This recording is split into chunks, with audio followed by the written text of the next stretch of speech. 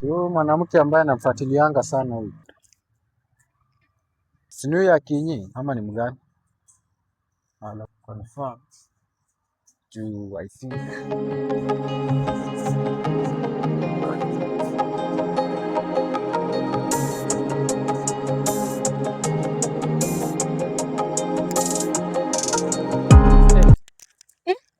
Mambo? Vipi mambo?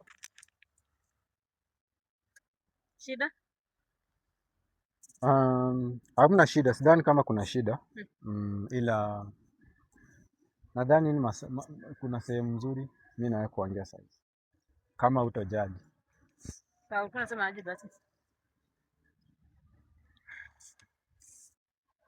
Sijui kama utanielewa. Ila najua Samu hakupendi. Lakini unajifuata Samu ana mke.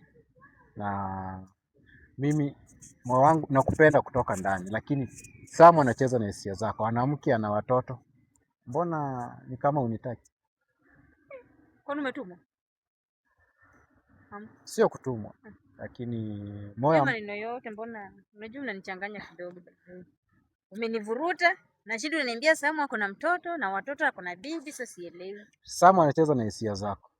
Na mara mingi upenda uhesabiki. Na mbona mimi naenda kwake? Kila Sunday naenda kwake. Mbona sijaipata na mtu? Haina shida. Hata huko penye unaenda hayupo. Pana Ilhama? Na naomba unipe muda niongee naye. Sawa, kwa muda haina shida. So umesema Samu ako na bibi na watoto.